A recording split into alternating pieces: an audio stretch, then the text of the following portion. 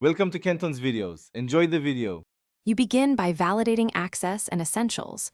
Log in and confirm your API token or account credentials are current. Next, open the app in Chrome or Firefox, then disable interfering extensions, clear the cache, and restart the tab. Make sure WebGL and GPU acceleration are enabled in browser settings because the playground relies on hardware rendering.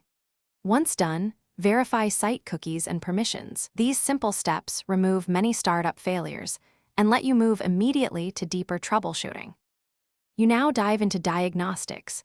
Open the browser console and look for explicit errors, stack traces, or missing assets. Those messages tell you where to focus. Next, isolate network factors. Disable VPNs, bypass proxies, and confirm DNS resolves the playground host. Then inspect backend health, check service status, container logs, CPU and memory usage, and any rate limits. If the app uses a model server, verify model files loaded correctly. These steps narrow down whether the issue is client, network, or server side. You finish by applying targeted fixes. Restart the playground service, update GPU drivers, and reinstall or refresh client assets. Then reproduce the problem with a minimal test case so you can confirm the fix or capture precise failure details.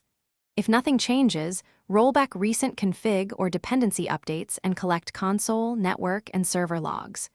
One key troubleshooting tip: when it still fails, create a minimal reproducible example before contacting support.